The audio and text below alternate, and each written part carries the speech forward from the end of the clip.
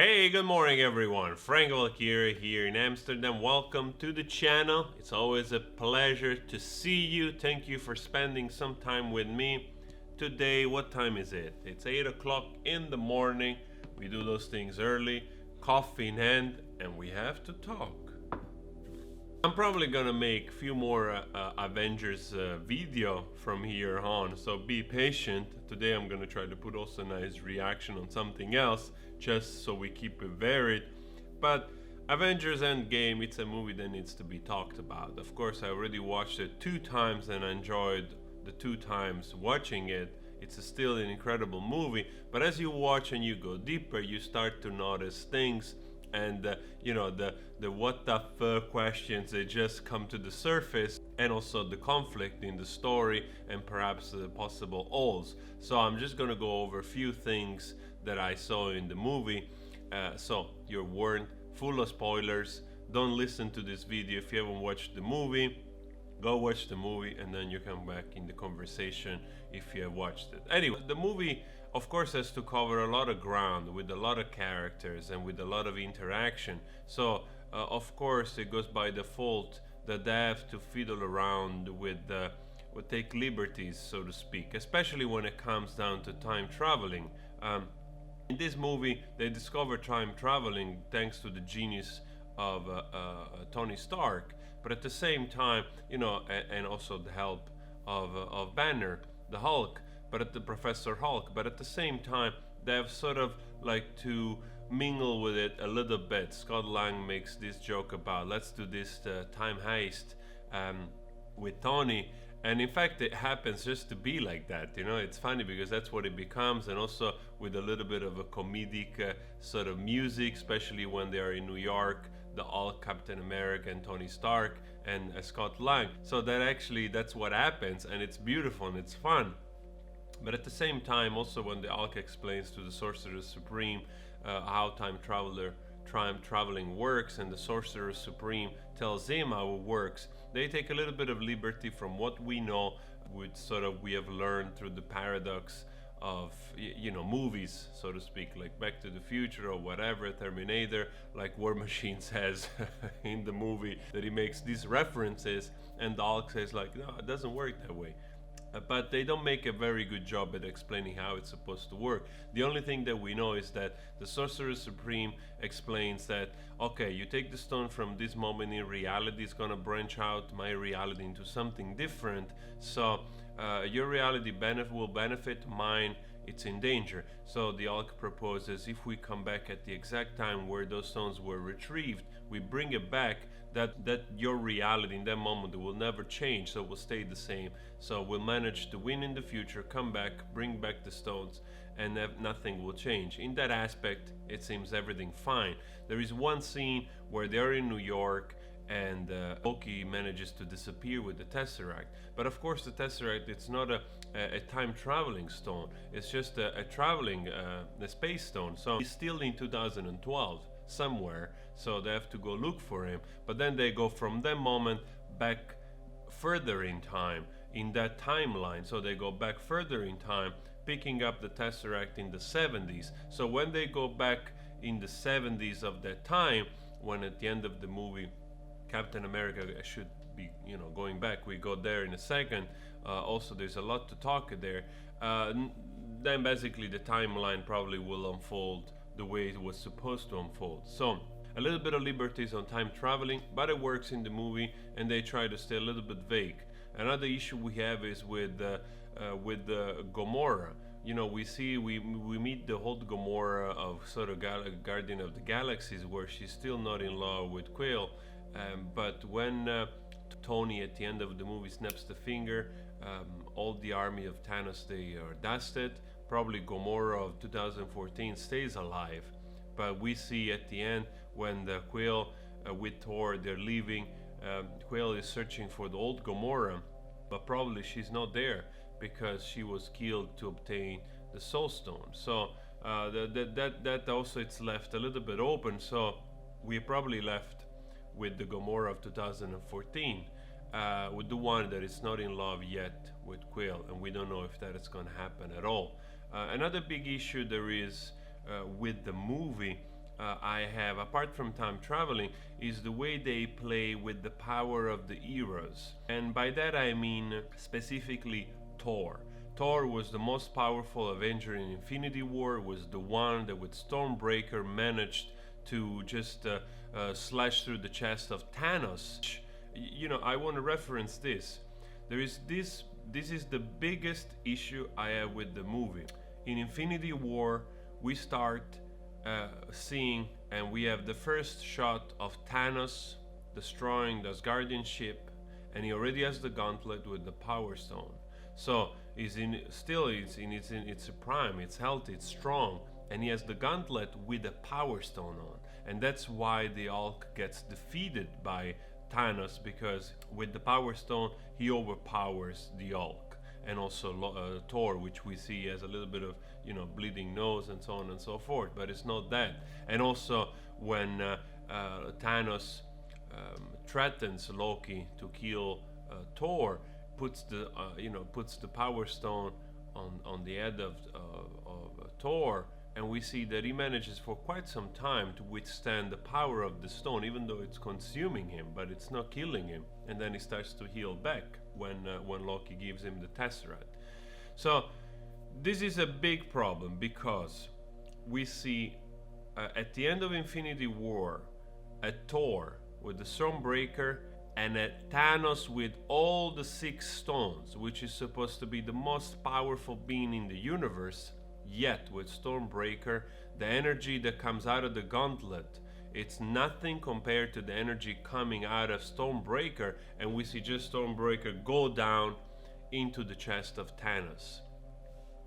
So that alone makes you understand how powerful this weapon is. More powerful than the gauntlet, for sure, because otherwise would have been destroyed in the confrontation, right? That would make sense. And here we have in the Endgame the confrontation with, of course, we have a Thor which in purpose they made him look like he's going through a breakdown. He's going through a mental breakdown. He gained weight. He looks like the Big Lebowski. They make a reference about it in the movie when Tony is building the portal. So they're in a way they did a little bit too much of a disservice to Thor by degrading his character to that level of comedy in a way, you know, like it's fun, it's really fun. I mean, it's not a real issue, but to transform the most powerful character into like this sort of fatty melting ice cream, like Rocket says,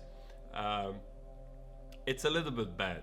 But also with all the issues that he has through the movie, with the guilt that he has because he didn't go for the head, so he starts to drink and he gains weight.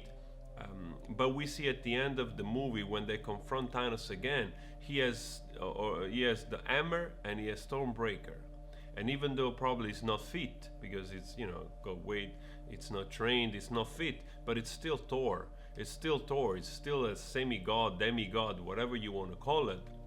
And they also take a lot of liberties with that, because in the Asgardian tradition, Thor is a god. It's not a sort of human, sort of with a long life, or like Odin says to Loki, we are not gods. I think it was in Thor. But in fact, in the tradition of, you know, like Norwegian folklore, they are gods. They're very much gods. So they take liberties there as well. But the biggest issue I have is that the confrontation with Thanos. Thanos doesn't have the gauntlet. He has this double sword, gigantic double sword, and it's probably in his prime, some years younger, but doesn't really matter. Probably is hundreds of years old or thousands of years old. I don't know. But he overpowers the 3 of them. He overpowers Captain America. He overpowers Iron Man and Thor. And Thor has both Stormbreaker, which both killed Thanos, weakened Thanos in the beginning of the movie, and it just cut his head. But also he wounded the most powerful Thanos with all the 6 stones in Infinity War. So how is it possible that now he doesn't even manage to withstand, you know, the brute force of Thanos? You know, Thor is like thrown around a little bit, and of course we still see some power of Thor, where he slashes and smashes, and also we see that they degrade Stormbreaker when Captain America is capable of lifting Mjolnir to help Thor, which is a great scene. That's one of the best scenes of the movie, I agree. But at the same time, it does degrade Stormbreaker, and it does takes away that power when Thor lands with, in Wakanda, and it just destroys everything. It's like gigantically powerful, the same powerful as Captain Marvel when it goes down and slashes through the ship of Thanos, because that's what Thor does in Infinity War with Stormbreaker. He just destroys everything flying through it like crazy. And here with the Thanos that is less powerful, they don't manage just, I don't know, to cut his arm or to chop his head off. So the stake, they sort of are taken out of balance, and they are sort of manipulated in purpose just to serve the discombobulated script of the movie. So that's the issue that I have, I think. And even though there is this beautiful scene of Captain America wielding the hammer and just giving Thanos a little bit of tossing around, which looks great, but still, Stormbreaker is the most powerful weapon.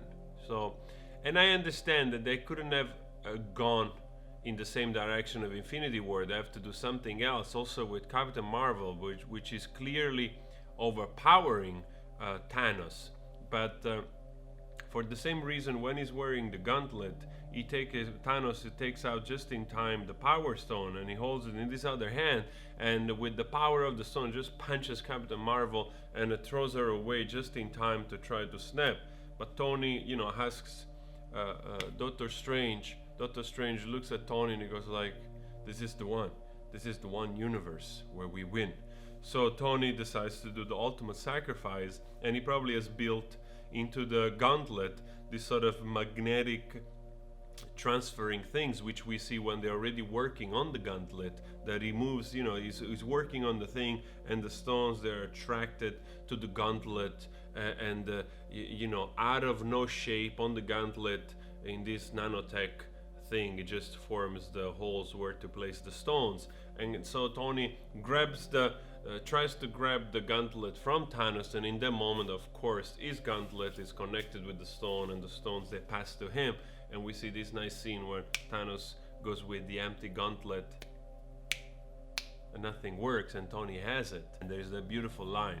So this is the issue that I have. I have the issue with Thor being dethroned, depowered, and in a way that it's not justified.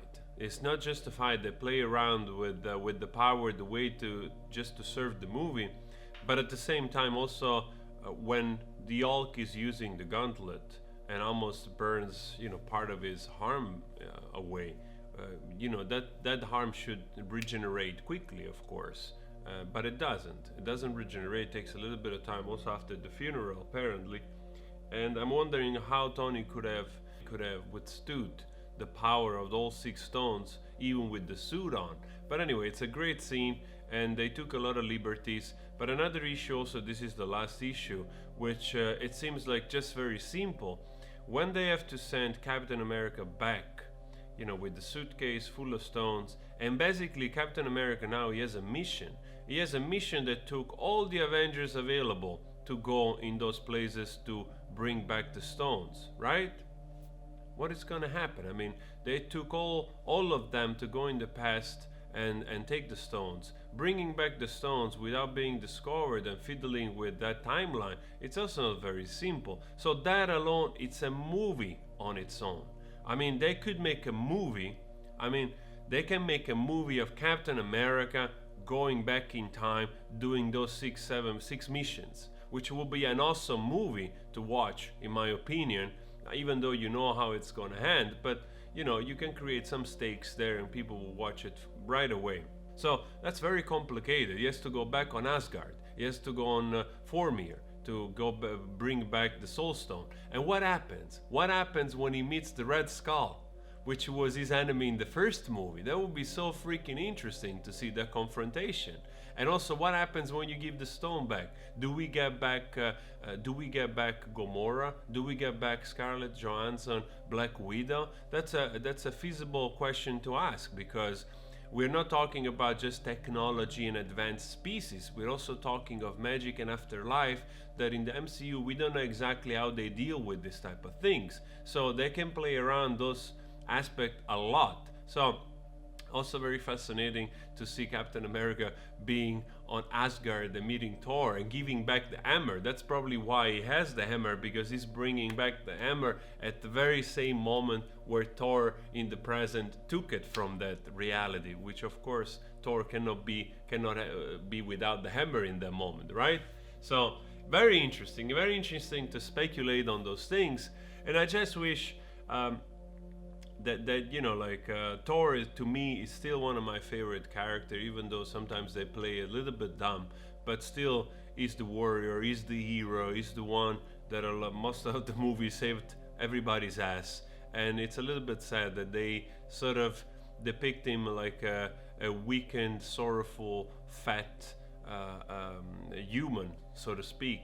But still he managed to go to battle even with the fat belly and confronting Thanos and helping everyone. So he did his part, he did his role, and I'm just looking forward to see also, and this is another speculation, how they can bring back Tony Stark. Because if we have learned something here from also the Russo brothers, is that you know, like the way Infinity War ended, that everybody was dusted that we liked, a lot of them that we loved just disappeared, and we had to live for a year with this sort of feeling, the movie ending like this. And now after a year we get, you know, the payback, everybody's back, and there is this sort of sense of elation and cheer. You should have been in the theater, it was just amazing. So I suppose that the same can be done, maybe not next year, maybe in a couple of years, where they want to do like they want to use some story from the comic realm,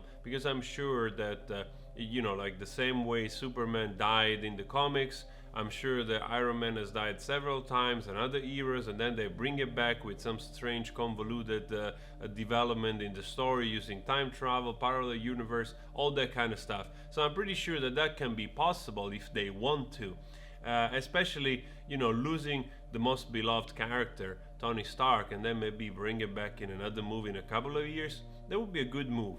That would be a good move. Certainly people will watch that movie. And yeah, we'll see what's gonna happen in the next phase of Marvel. So those are the issues I have with this movie so far. But maybe I make also a video about the best scenes of this movie. Let me know what issue you had if you watched the movie, and if you agree with me. And yeah, don't spoil it for others. Well, you shouldn't be on this video anyhow if you watch the movie. Go watch the movie. And hit that bell so you know it's me.